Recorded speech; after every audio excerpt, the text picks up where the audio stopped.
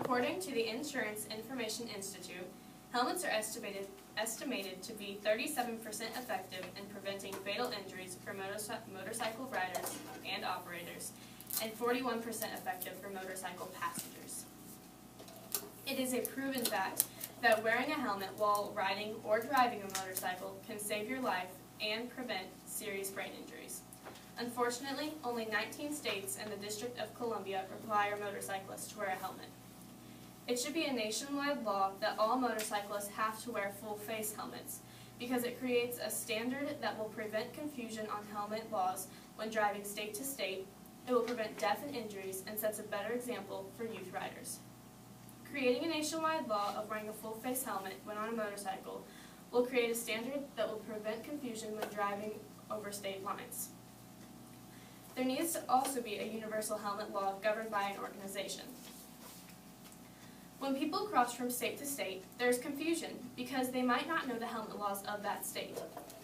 19 out of 50 states have laws for helmets, but some states only require helmets for certain ages, and only 3 states have no helmet law at all.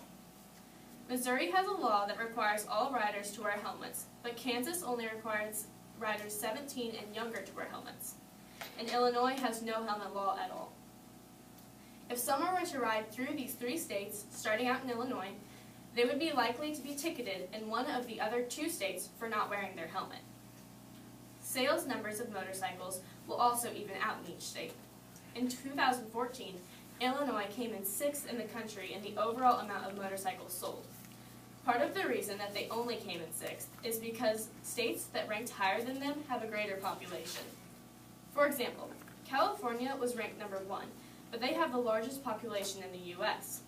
Illinois is ranked so high because they don't have helmet laws, so they sell more motorcycles each year. If the helmet law was universal, then sales across the country would just depend on population. A governing body needs to be created to police the standardized laws of which helmets are considered to be safe and legal. An example of a governing body is the BB Corps. They certify baseball bats to be sure that they are safe to use.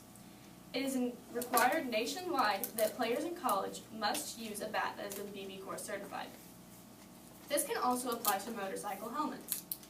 If a governing body were responsible for certifying which helmets are safe, there would be no confusion on which helmets everyone should wear. Not only will a helmet law prevent confusion, but it will also save lives. Helmets prevent death and head injuries during crashes or just while driving. A writer from the National Highway Traffic Safety Administration wrote an article in 2005 that included the calculations of the lives saved by motorcycle helmets. In the article, William V. Duderman wrote, in 2003, there were 3,661 rider deaths in fatal motorcycle crashes. An effectiveness of 37% for motorcycle helmets suggests that an estimated 1,158 additional motorcyclists would have died were it not for the fact that they were wearing their helmets. With these statistics, it is really confusing to me why a nationwide law of wearing a helmet on a motorcycle wouldn't be passed. Wearing your seatbelt in the car is a law because it saves lives. So why is wearing a helmet any different? I have talked to 2 motorcycle owners, and they have told me about their own experiences and how helmets have been a help to them. The first owner I talked to was Curtis Schmidt. Curtis always wears a full-face helmet when he drives his motorcycle. He told me that one time as he was driving, a bug hit his face shield so hard he thought it must have been a huge rock. He says that he believes if he wouldn't have been wearing a full-face helmet, then the bug hitting him would have knocked him off his bike. The second owner I talked to was Brandon Talbot.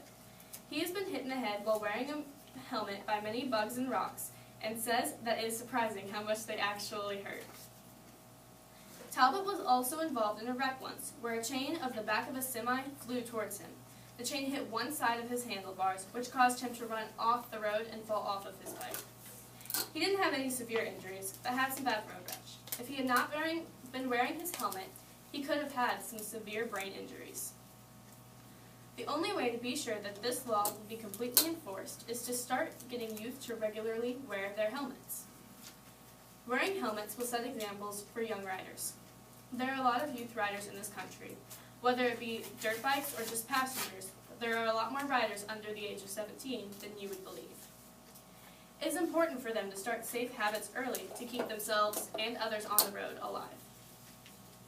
People that have the biggest influence on today's youth are most responsible for the habits that they will create.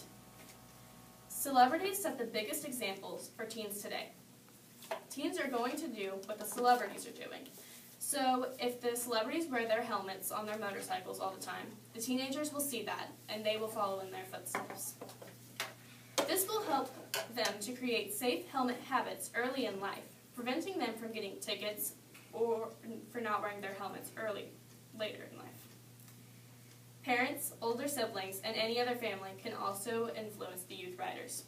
Children are likely to follow in their parents' footsteps. The families can be an example, just like the celebrities are. Parents and siblings can constantly encourage and push for the children to wear their helmets at all times. This makes them an even bigger influence than these celebrities. With the facts I have given, it is basically impossible to not want to wear a helmet, but people still give a common reason. Many people may say that wearing a helmet reduces your peripheral vision range while on a motorcycle. They believe that this can cause wrecks. This is a good point, but not completely true. Think back to Brandon's Talbot accident I explained earlier. He had no possible way from stopping the chain from hitting his handlebars, but had a way to prevent a brain injury, his helmet. It is smarter to prepare yourself for the things that you cannot control, rather than assume that you can control everything that happens to you. Creating a nationwide law will prevent confusion when crossing state lines, prevent death and injuries, and set an example for youth riders. When you are on a motorcycle, there is no seatbelt and no exterior body to keep you inside. The only thing to protect your head is your helmet. So knowing this gives you no excuse not to wear a helmet and not try your hardest to keep the people you love safe. If we all work together, we can get a law passed to not only make helmets mandatory across America, but to save lives.